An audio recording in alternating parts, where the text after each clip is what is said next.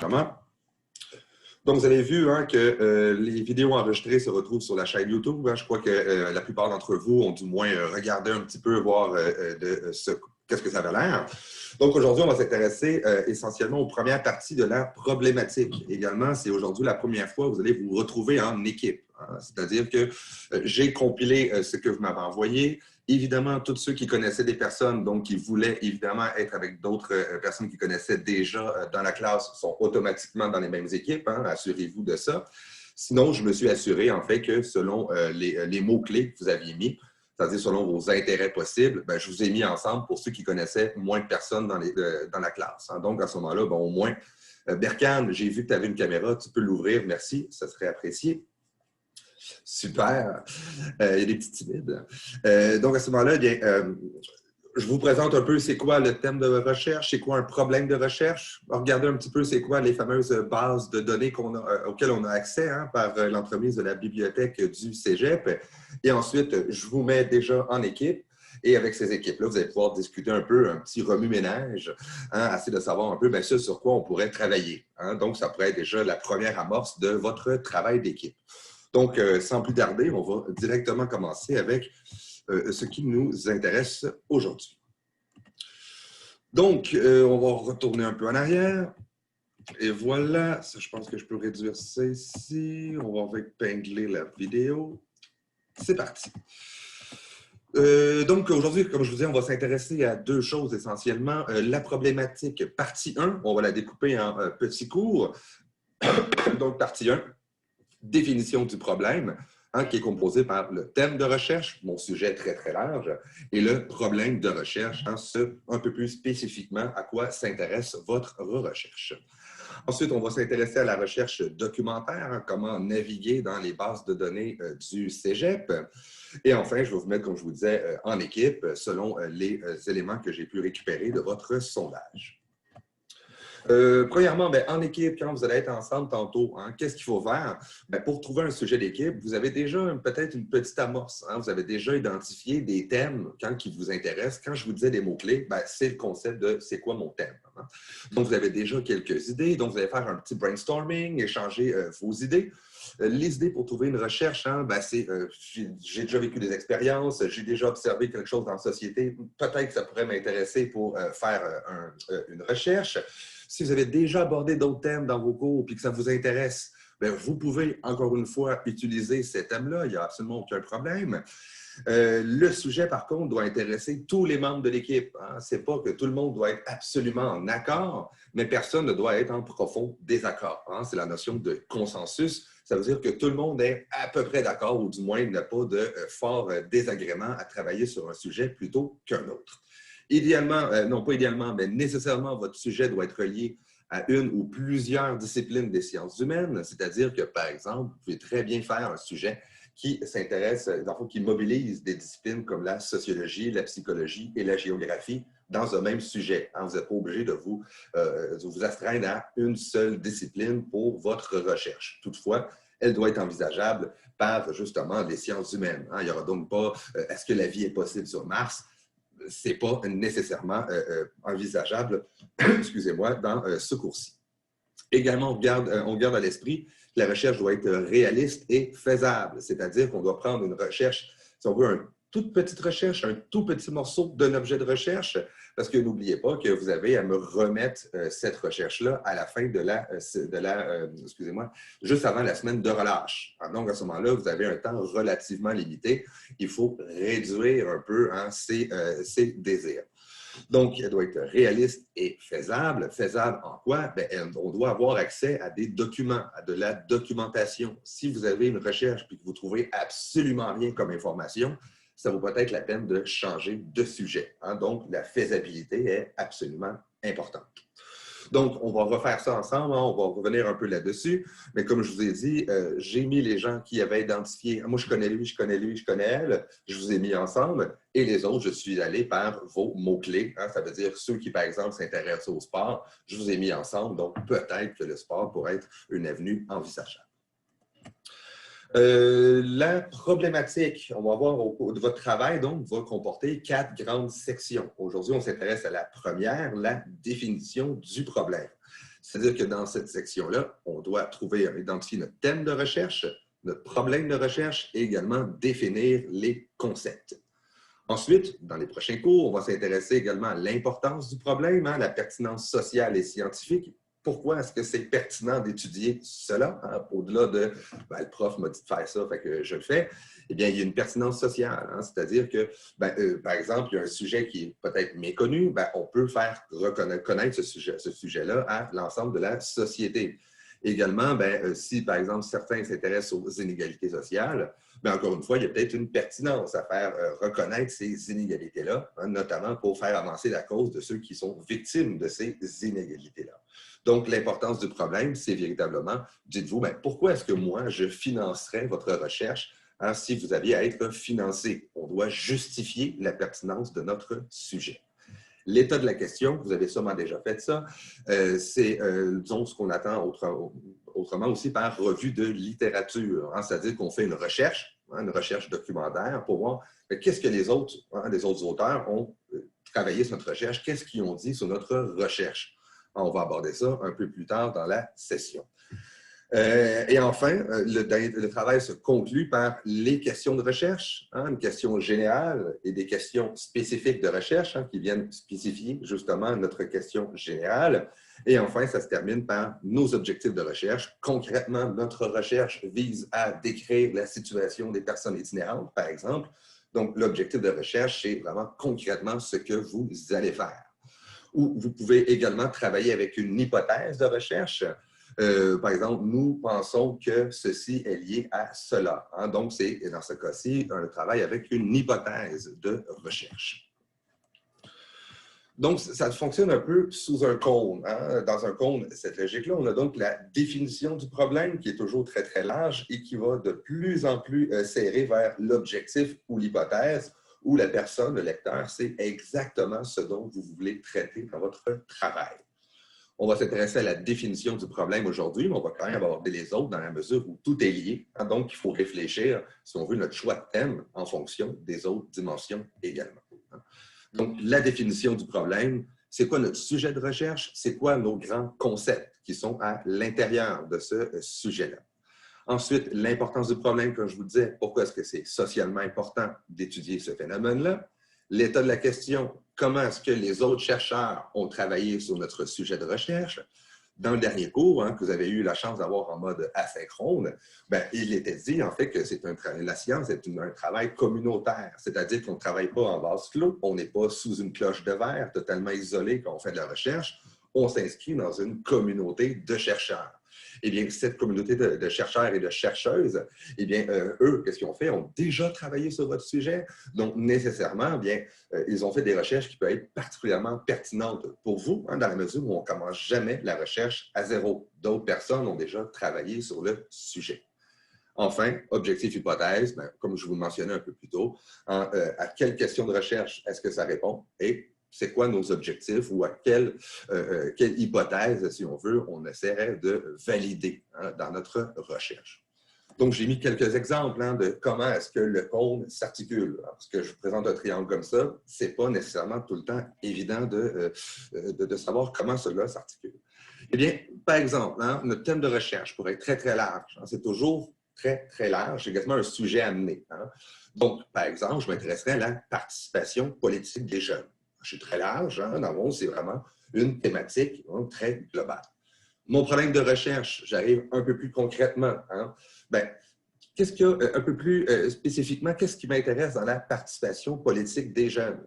Par exemple, je pourrais dire, pourquoi est-ce qu'il y a, par exemple, un faible, on n'est pas encore en mode question, excusez-moi, mais plus spécifiquement, je pourrais m'intéresser à le faible intérêt des jeunes envers la politique partisane ou encore la faible participation des jeunes aux élections provinciales, par exemple.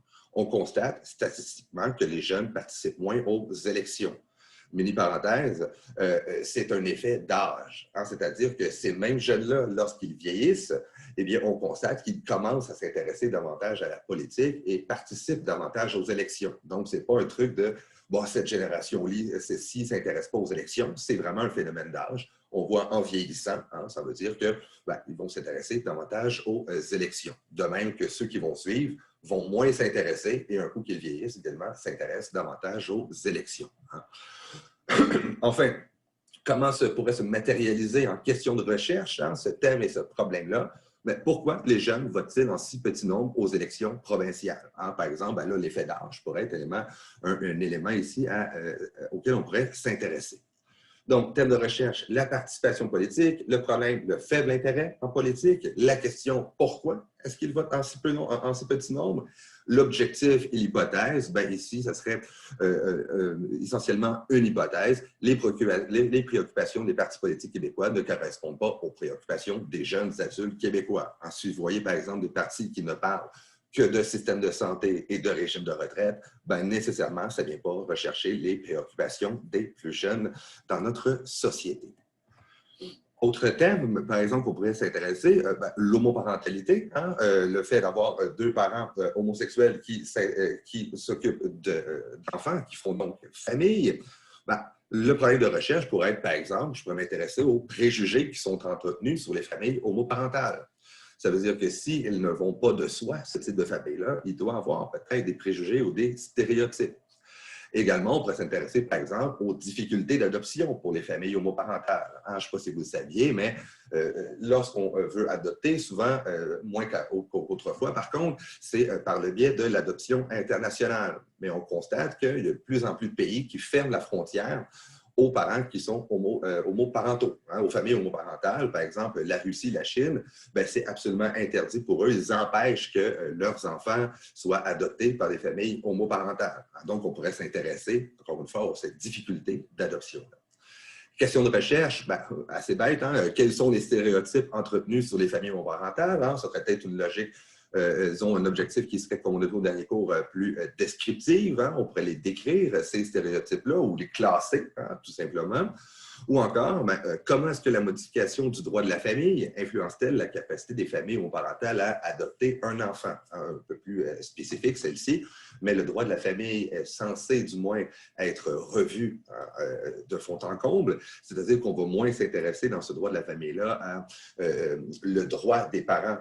En fond, on va moins s'intéresser aux liens biologiques, s'assurer que les parents biologiques puissent toujours avoir un lien avec leur enfant, mais on va davantage s'intéresser à ce qu'on considère comme étant l'intérêt de l'enfant, donc qui va pouvoir éventuellement être adopté par d'autres familles, même si la famille biologique, dans le fond, souhaite revenir dans les parages. Je ne sais pas si vous le savez, mais habituellement, c'est autour de pendant 4-5 ans à peu près, par exemple, quand il y a des pigeons des enfants et qu'ils veulent les mettre en adoption, pendant environ 4-5 ans, les parents biologiques, s'ils se sont remis sur pattes, si on veut, peuvent retourner rechercher leur enfant, qui peut être évidemment un frein à l'adoption des familles homoparentales. Ce thème-là, ce problème et cette question de recherche-là peut se traduire, par exemple, à un objectif qui serait identifier les principaux stéréotypes entretenus sur les familles homoparentales. Si notre question de recherche serait quels sont les stéréotypes entretenus sur les familles homoparentales. Donc, on voit vraiment qu'il y a une espèce de cône. Je suis très, très large, l'homoparentalité, très large. Un peu plus précis avec mon problème de recherche, plus spécifiquement, c'est aux préjugés auxquels je m'intéresse. La question, je transforme mon problème de recherche en question de recherche, directement, qu'est-ce que je vais interroger dans la réalité, dans l'empirie? Et enfin, concrètement, ce à quoi je m'intéresse directement, c'est quoi mon objectif de la recherche? Je pourrais identifier ces stéréotypes-là, tout simplement. Un autre, si je m'intéresse à santé publique en général, comme thème de recherche. Bien là, donc, j'ai vu dans leur mot-clé, il y avait par exemple la dépendance ou le sport, mais c'est un thème de recherche. Santé publique comme thème de recherche. Le problème de recherche, je pourrais par exemple m'intéresser à l'influence du milieu socio-économique sur la perception du port du masque. On se rend compte que peut-être, ça serait à vérifier, que peut-être que les groupes sociaux sont inégaux par rapport à leur perception du port du masque. La question de recherche, comment est-ce que l'appartenance à un groupe socio-économique défavorisé, c'est une question, influence-t-elle la décision de porter un masque en contexte pandémique? C'est une question très précise, celle-ci, mais quand même, ça peut être une question absolument légitime. L'objectif et l'hypothèse, ce serait que, par exemple, ici, une hypothèse, l'appartenance à un groupe socio-économique défavorisé est positivement associée au refus de porter le masque en contexte pandémique. Et là, ici, ben, c'est peut-être absolument faux. Hein. Ça veut dire qu'il faut aller chercher des éléments de validation dans les hypothèses. Est-ce que ça fonctionne ou pas? Et, mini parenthèse, une hypothèse, en fait, une recherche qui finalement trouve que ce qu'on pensait est absolument faux, bien, est aussi bonne qu'une recherche qui démontrait que c'est absolument vrai. Ça fait autant avancer la science. Malheureusement, en science, bien, souvent, quand il y a des recherches qui démontrent finalement que c'était faux ce qu'on pensait, elles ne sont pas publiées. Hein? Il y a quelque chose dans la culture scientifique qui dit bien, si mon hypothèse finalement est fausse, je ne la publie pas. C'est un peu bête dans la mesure où ça fait moins avancer la science parce qu'une hypothèse invalidée est validée. Le résultat de recherche est tout aussi pertinent. Donc, ça serait à vérifier cette hypothèse. Donc, on peut en retirer en gros cette idée-là que le thème de recherche, le problème de recherche et la question de recherche sont nécessairement particulièrement liés. Ça veut dire que le thème est très, très large. Le problème, on essaie de découper davantage un peu plus le thème de recherche et nécessairement les questions qui y sont liées, les questions qui y sont, excusez-moi, qui y sont associées sont nécessairement liées au problème de recherche. Le problème de recherche doit donc nécessairement aisément se traduire en question de recherche. Par exemple, ici, j'ai un exemple sur la délinquance juvénile. Mon problème de recherche serait les facteurs qui mènent à la délinquance juvénile chez les jeunes issus de milieux défavorisés. Ma question de recherche, je rajoute tout simplement un terme ici qui est interrogatif. Quels sont les facteurs qui mènent à la délinquance juvénile? Donc, à ce moment-ci, vous vous en doutez bien, si je mets quels sont, nécessairement, j'ai un objectif qui vise à les identifier. Hein? Donc, ce serait mon objectif de recherche, identifier les facteurs qui mènent à. Hein? Donc, on voit un peu cette notion de cône-là. Thème très large, problème un peu plus précis. Je découpe un peu plus mon thème de recherche, la question qui est liée, hein? Et enfin, l'objectif qui traduit directement, OK, mais le lecteur doit savoir, la lectrice doit savoir, OK, mais concrètement, là, tu me dis tout ça, qu'est-ce que tu vas faire directement? Hein? L'objectif de recherche sert exactement à ça. Dans vos recherches, vous ne faites pas les deux. Hein? Vous faites soit une hypothèse, soit un objectif. Hein? C'est seulement un ou l'autre. Quand vous allez chercher votre thème de recherche, vous avez trouvé un peu, vous avez peut-être trouvé déjà votre thème, ça serait à voir, mais peut-être qu'il y a déjà un thème qui est déjà identifié. C'est un processus qui est itératif. Ça veut dire un beau mot pour dire, c'est un va-et-vient, tout simplement. Ça veut dire que vous avez votre thème de recherche. Ce que vous faites après, avant d'identifier directement le problème de recherche, que j'ai un thème, je vais faire un peu de recherche documentaire. Hein? Recherche documentaire, pourquoi c'est pertinent? Si d'autres ont travaillé sur le sujet, peut-être que d'autres ont déjà des pistes de réflexion, ont déjà identifié des éléments qui sont pertinents dans ce thème-là. Hein? Donc, vous faites un thème de recherche que vous identifiez en équipe. Ensuite, on va regarder ça ensemble. Petite recherche documentaire. OK, mais en gros, qu'est-ce qui est décrit là-dessus? C'est quoi les angles de recherche qui sont visés? Le plus souvent, je vous conseille, lisez la partie résumée des articles scientifiques, de même que la section conclusion, discussion. Pourquoi? Parce que dans la section résumé, il y a souvent tous les mots-clés qui sont déjà identifiés. Dans la section discussion, c'est souvent là qu'on va dire « Ah, il serait pertinent de faire une recherche sur ceci parce que cela ». Donc, ça peut vraiment vous aider, la section résumé et la section discussion. Vous n'avez pas à lire immédiatement la méthodologie et toute la démonstration des auteurs. Hein. Donc, juste au début, on trouve un thème de recherche, on recherche un peu dans les bases de données et à ce moment-là, on va aller approfondir notre recherche. J'ai trouvé quelques éléments. Je pourrais peut-être faire ce problème de recherche-là. On continue à faire un peu de recherche documentaire sur notre problème de recherche. Donc, on retourne, ici, la petite flèche, on retourne à la recherche documentaire, on affine notre problème de recherche et on continue toujours comme ça. Donc, ça ne va pas directement de même. Dans le fond, ce n'est pas directement thème, problème, recherche documentaire. C'est vraiment un va-et-vient pour affiner notre problème de recherche, s'assurer également qu'il y a de la littérature sur notre sujet, sur notre thème de recherche. Donc, c'est vraiment un processus entre les deux. On tourne notre thème, on fait un peu de recherche documentaire, on lit en diagonale un peu ce qui a été écrit, ce qui a été fait sur le sujet. On trouve un petit peu un problème de recherche qui est temporaire. On continue encore un peu à lire. On raffine notre problème de recherche. Donc, vous voyez un peu l'idée. Il y a une dynamique ici qui est itérative entre recherche et problème de recherche. Le mieux, qu'est-ce qu'il faut faire? C'est dès qu'on a trouvé un thème de recherche, ça veut dire que vous allez être ensemble tantôt en petits groupes, eh bien, il faut commencer déjà à faire un petit peu de recherche documentaire. Il y a plusieurs sources qui peuvent nous aider à ce stade-ci. Dans le fond, il faut trouver les thèmes, excusez-moi, les mots-clés qui sont associés à votre thème. Vous pouvez aller voir dans les dictionnaires scientifiques, si vous en avez, les encyclopédies, également les manuels de cours.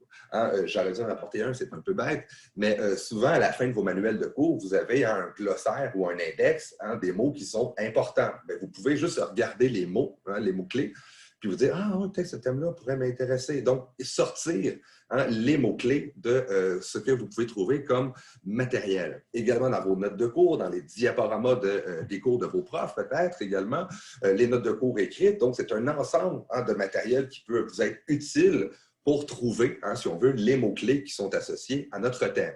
Par exemple, je m'intéresse à délinquance, par exemple, je pourrais très bien voir des termes qui pourraient sortir comme inégalité sociale, comme discrimination, comme intégration. Donc, sortir ces fameux mots-clés-là.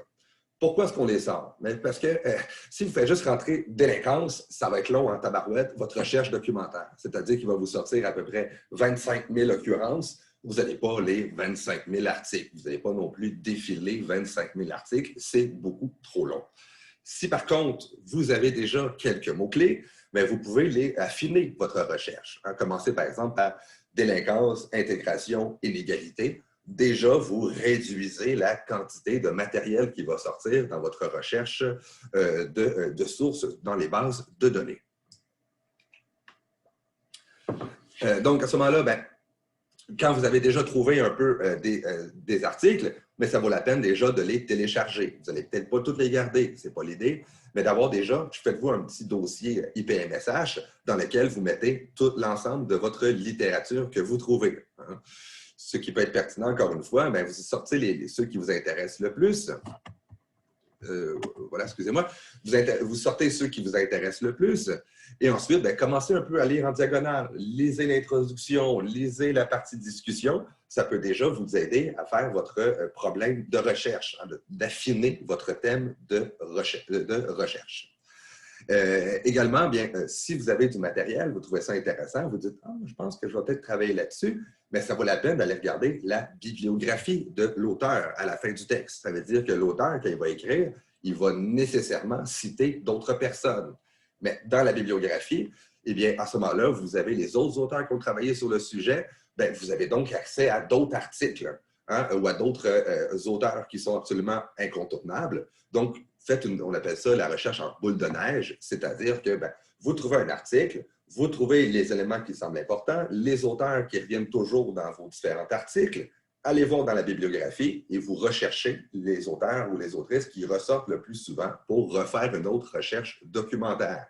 Donc, c'est l'idée vraiment, une recherche, on ne part pas de ça à zéro. Donc, on peut vraiment s'appuyer sur toute une littérature, toute une histoire, si on veut, qui a été faite sur notre sujet. Donc, c'est un peu cette idée-là. Par exemple, ici, je suis allé sur Universalis. Je vais vous montrer tantôt comment avoir accès à ces éléments-là. J'ai tapé délinquance juvénile, tout simplement. J'ai pu identifier dans la définition qui est donnée sur Universalis un ensemble de mots-clés. Par exemple, ils me définissent la délinquance juvénile comme un ensemble de comportements prohibés. Peut-être que délinquance ne peut pas se définir sans rapport à la norme, sans rapport à la loi, donc la notion de prohibition. Comportement prohibé, j'ai également, excusez-moi, des lois et des règlements. Si on parle de juvénile, nécessairement, on parle par rapport à la majorité. Donc, c'est les jeunes, si on veut, moins de 18 ans. Également, on voit que c'est un phénomène souvent qui est organisé en bande, c'est-à-dire en groupe. Ça veut dire que peut-être que le mot groupe, bande, jeune, légal, comportement prohibé et délinquance peut vous trouver des éléments particulièrement intéressants pour votre problème de recherche. Donc, c'est un peu ce que je vous dis. On va regarder un peu les bases de données d'articles scientifiques et également, des fois, juste les définitions des dictionnaires tout en ligne. Je ne vous demanderai pas d'aller à la bibliothèque pour faire votre travail de recherche. Quelles sont les données auxquelles on a accès en ligne pour pouvoir faire notre problème de recherche. Le point de départ, je vais vous montrer comment y aller directement, mais sinon, vous pouvez directement copier le lien ici que je vous ai mis dans votre navigateur de recherche. C'est la base de données auquel vous avez gratuitement accès, gratuitement, gros guillemets, dans la mesure où vous payez vos frais aussi pour l'admission au cégep, mais qu'il n'y a pas de frais ajoutés, si on veut. l'ensemble d'éléments qui se retrouvent sur la bibliothèque virtuelle. Hein, c'est-à-dire, si on la regarde ici, hop, voilà, vous avez sûrement quelque chose qui ressemble à ça. Votre interface est un peu différente, mais sur l'onglet « Mes communautés », vous avez directement la bibliothèque. La bibliothèque Centre des médias, il se retrouve directement ici. Si on clique dessus, eh bien, vous avez lien utile. Vous pouvez dérouler la bande, vous avez catalogue des centres des médias qui vous donne en fait le lien que je vous ai mis un peu plus haut dans votre diaporama. Enfin, vous avez donc accès à ça ici. Vous n'avez qu'à cliquer directement sur un des signes. Votre identifiant, c'est votre, je crois que c'est votre nom d'usager tout simplement et votre mot de passe directement comme dans Omnivox. Vous allez pouvoir avoir accès à l'ensemble des articles qui sont à l'intérieur de ça ici.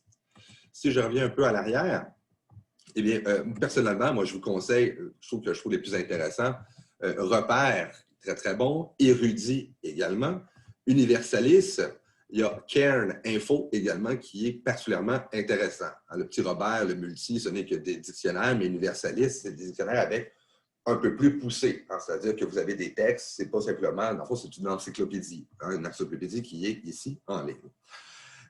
Également, il y en a d'autres de ces éléments-là. Je vous ai mis quelques liens, encore une fois.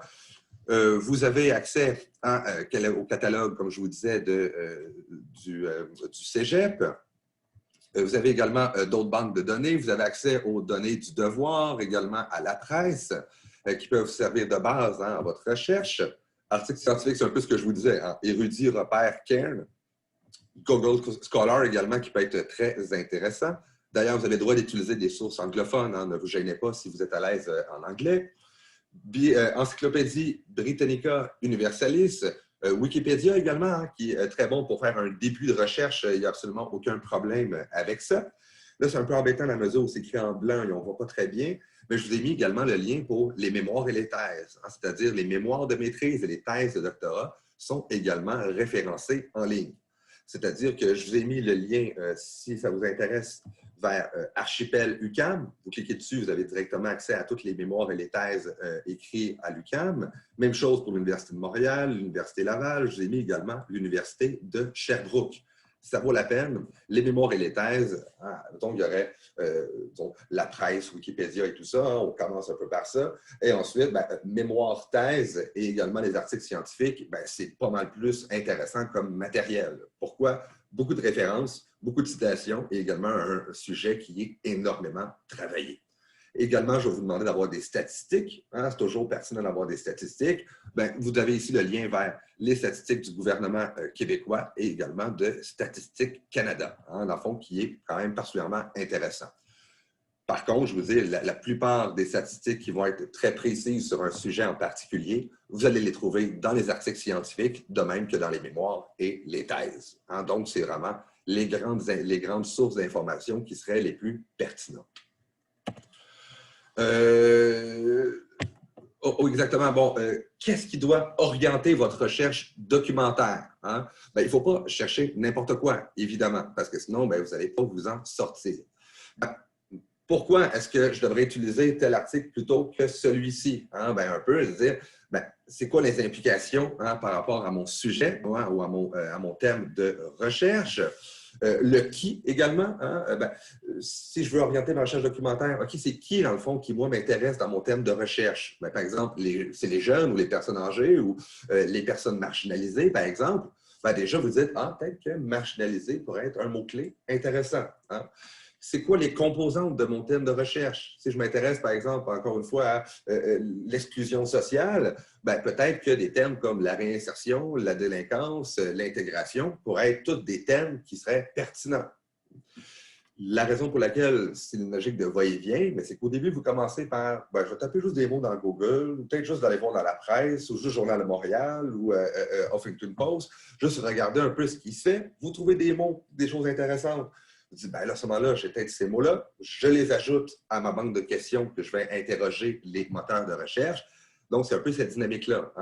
Chaque recherche précise et renforce notre future recherche. Donc, c'est un peu toujours cette dynamique-là qui va s'inscrire. Également, ben, il faut découper notre territoire. On ne fait pas un sujet sur l'ensemble de la planète. Ben, peut-être plus astreindre sur Québec, Canada, États-Unis, France. Donc, on doit, encore une fois, déterminer un peu cette dimension-là. Et enfin, ben, peut-être aussi, si on sait les disciplines qu'on veut avoir dans notre thème de recherche, dans notre recherche, ben, peut-être déjà, si vous tapez, par exemple, si ça vous intéresse à la criminalité au sens large, ben, si vous avez psychologie du crime et sociologie du crime, vous êtes dans deux axes complètement différents. Hein? C'est-à-dire, la sociologie va davantage s'intéresser à comment est-ce que les groupes sociaux vont créer les conditions de possibilité du crime, tandis que de l'autre bord, la psychologie peut-être va s'intéresser à comment est-ce que les mécanismes psychologiques des individus amènent des individus justement à commettre des actes qui sont criminalisés. Donc, déjà découper pourquoi, en gros, qui exactement, c'est qui est dans mon terme de recherche. Le quoi, le quand, le où, le comment également, bien, peut vous aider à resserrer un peu votre recherche pour, encore une fois, avoir une meilleure recherche documentaire. Hein? Cette recherche documentaire-là va vous servir, encore une fois, à affiner votre problème de recherche pour s'assurer que ben, il y a du matériel qui s'est écrit là-dessus, donc ma recherche est réaliste et faisable, mais également, hein, dans le fond, c'est que ben, s'il y a déjà des recherches qui sont faites un peu là-dessus, mais ça va m'aider énormément à faire ma recherche. On ne part pas de zéro, comme je vous le dis, puis l'originalité, ben, oui, il y a une part d'originalité, mais quand même, si on part de zéro, ça devient particulièrement difficile, surtout que ben, vous n'écrivez pas une thèse, hein, c'est un petit travail. Vous avez donc uniquement environ 7 semaines ou 6 semaines pour le faire. C'est relativement limité comme temps. Donc, on doit quand même trouver des éléments qui d'autres personnes ont déjà écrit sur le sujet. Pourquoi je vous dis ça tout de suite? Hein? Parce que, pourquoi est-ce que c'est important à la recherche? Je prends un peu d'avance, mais dans la section « Importance du problème », on va pouvoir éventuellement identifier à qui bénéficie notre recherche. Donc déjà, si dans les articles, on va voir déjà, eux l'ont déjà fait, leur importance du problème, ont déjà travaillé sur pourquoi est-ce que c'est pertinent, vous pouvez vous en inspirer. Hein? Ça veut dire que ce n'est pas du plagiat dans ce cas-ci. Hein? Si vous les citez, il n'y a pas de problème. Donc, si je fais déjà une recherche, je regarde un peu ce qui s'est écrit sur le sujet, ça affine mon problème de recherche, mais pour les sections qui vont suivre également de votre travail, c'est de dire un peu, déjà, si je fais mes lectures, pouvoir déjà un peu identifier quelle est l'importance du problème que d'autres auteurs ont identifié, mais ça va vous aider pour vous. Hein? Si on voit que, par exemple, sur l'homoparentalité, on voit déjà qu'il y a des problèmes puis qu'il y a des groupes de défense, par exemple, qui s'intéressent déjà au sujet, notez ça hein, à quelque part, dire « Ah, mais peut-être ça pourrait apparaître dans ma section « Importance du problème ». Également, dans les articles scientifiques, dans les mémoires, les thèses et tout ce qui est écrit sur le sujet, également, ils vont situer hein, le problème. Ça veut dire, ça existe depuis quand? Hein? La question de l'adoption des familles homoparentales, par exemple, ça n'existe pas depuis l'éternité, dans la mesure où ce n'est que depuis 2002 que ces familles-là sont légalement reconnues comme des familles ordinaires. Donc, à ce moment-là, avant, il n'y avait pas cette question-là qui se posait, l'adoption légale. Hein? Donc, depuis quand existe le problème? Comment que ça a évolué, ce problème-là, dans le temps également? Également, est-ce que c'est pareil ailleurs? Est-ce que c'est spécifique au Québec? Donc, c'est un ensemble d'éléments que vous pouvez déjà identifier dans votre première recherche documentaire. Déjà du stock, dans le fond, ne travaillez pas pour rien, ne travaillez pas dans le vide. Si déjà vous avez des informations qui peuvent être pertinentes pour d'autres sections de votre travail, notez-vous-les de côté. Hein? Donc, c'est particulièrement important de faire ça. Ça vous fait sauver énormément de temps. Hein? L'objectif, c'est de ne pas relire 10 fois le même article hein, pour pouvoir éventuellement en lire 10 fois plus. Hein? Également, dans l'état de la question, la revue de littérature, vous avez déjà fait ça sûrement dans d'autres cours, mais il va falloir identifier c'est quoi les éléments clés, c'est quoi les auteurs classiques et incontournables de votre problème. Les plus souvent, c'est sûr que si vous travaillez sur un sujet et les mêmes auteurs reviennent souvent, vous avez identifié vos auteurs classiques et incontournables. Comme je vous disais plus tôt, allez voir dans la bibliographie, puis allez lire le fameux article qui est toujours cité. Il doit être absolument important. Également, c'est quoi les causes, les origines de votre phénomène? C'est quoi les effets, les impacts de votre phénomène? Par exemple, je prends encore, on va dire, sur la disqualification des travailleurs âgés. Par exemple, on voit de plus en plus, j'invente un exemple, mais par exemple, dans le travail, de plus en plus, c'est informatisé. Donc, les personnes âgées, ils ont plus de difficultés à cliquer ces pitons et à être à l'aise sur l'informatique. on peut justement s'intéresser à c'est quoi les transformations, c'est quoi les effets des transformations du travail, l'informatisation du travail chez la population. On peut voir, par exemple, que un des effets, c'est la disqualification des personnes les plus âgées qui, le plus souvent qu'autrement, ne maîtrisent pas les outils informatiques, par exemple. On va également, par exemple, vous avez des concepts qui vont souvent revenir le plus souvent. Il faut les définir, mais également, qu'est-ce que les autres spécialistes ont dit sur votre sujet? C'est quoi les différents modèles explicatifs de votre sujet? Les auteurs, ils ont également travaillé. Les auteurs et les autrices ne sont pas tous d'accord sur la manière d'envisager le phénomène. Il faut identifier des désaccords, des contradictions entre différents auteurs. Je prends de l'avance. Ça peut avoir l'air d'une montagne quand je vous dis ça comme ça, mais simplement l'idée que je veux vous retenir, c'est, tabarouette, si je lis déjà des articles quand je suis en train de faire mon thème, mon problème de recherche, peut-être qu'il y a déjà des éléments que je mets de côté pour les sections qui vont suivre. Donc, c'est nécessairement particulièrement pertinent. Encore une fois, la méthodologie, si vous dites, tabarouette, il me semble que mes recherches sur tel sujet ont toujours été faites sur tel groupe de la population, peut-être que ce serait intéressant d'avoir d'autres groupes. Peut-être des fois, la méthodologie des recherches que vous trouvez, peut-être que l'échantillon, par exemple, c'est peut-être pas le plus pertinent. Donc, ça peut justement légitimer votre recherche. Également, des fois, il y a des recherches, il y a des angles morts, il y a des groupes ou des dimensions de votre sujet qui ne sont absolument jamais traités. Là, vous dites, peut-être que ça pourrait être intéressant. Donc, l'état de la question et l'importance du problème, gardez ça en tête, mais on va y revenir un peu plus tard lors de la session. C'est simplement pour vous dire, lorsque vous faites votre recherche documentaire pour trouver le thème et le problème de recherche, tant qu'à faire, dans le fond, prenez un peu d'avance, puis vous dites, déjà, il me semble qu'il y a des éléments que j'ai déjà vus en diagonale, je vais les mettre de côté, ça va être pertinent pour plus tard. Donc, on essaie de se sauver du temps. Donc, essentiellement, aujourd'hui, qu'est-ce que vous avez à faire? C'est, peut-être le mettre comme ça ici, ça serait essentiellement de travailler sur la définition du problème. On va revenir un peu en arrière, excusez-moi. La définition du problème, trouver votre thème et votre problème de recherche et éventuellement commencer à, OK, ce concept-là revient souvent, peut-être que trouver déjà des définitions de ces concepts-là. Le travail est à remettre avant la semaine de relâche. Donc, on relaxe si vous n'avez pas tout à faire ça aujourd'hui. Mais comme je vous disais déjà, si vous avez commencé déjà à travailler un peu plus tôt que les périodes de tutorat qui sont prévues plus tard, vous prenez de l'avance, vous êtes moins stressé, puis vous n'avez pas à faire le travail en même temps que tous les autres travaux, les autres examens que vous avez à faire dans vos autres cours. Ce cours-ci, c'est un cours qui est assez exigeant. IPMSH, pour tous les groupes d'IPMSH, c'est quand même un cours un peu qui demande quand même de mettre du temps. Mais si on prend de l'avance, il n'y a absolument aucun problème. Il faut avoir une certaine rigueur, sinon, évidemment, ça devient plus difficile à la fin. Également, comme je vous disais au cours de la session, vous avez votre problématique, elle peut être en vase clos, c'est-à-dire qu'elle n'est pas nécessairement liée à ce qui va suivre au cours de la session. Ça serait quand même pertinent si votre travail de recherche, votre thème de recherche peut éventuellement être fait sous la forme de questionnaires et d'entrevues de recherche. Parce que là, on aurait un long travail de recherche, ça veut dire que vous n'auriez pas à faire des petites recherches documentaires. La prochaine fois, vous allez faire votre questionnaire et vos entrevues. Si vous avez un sujet qui se traduit bien en questionnaire et en entrevue de recherche éventuellement, nécessairement, votre questionnaire va être vraiment facile à faire. Vous avez déjà identifié les éléments incontournables de votre travail de recherche. Donc, en pensant au thème et au problème de recherche, vous pouvez quand même vous dire, ce n'est pas obligatoire, mais vous dire peut-être que si lui fait peut-être mieux en entrevue puis en questionnaire que l'autre sujet, peut-être prendre celui-ci, ça va faciliter le reste de la session.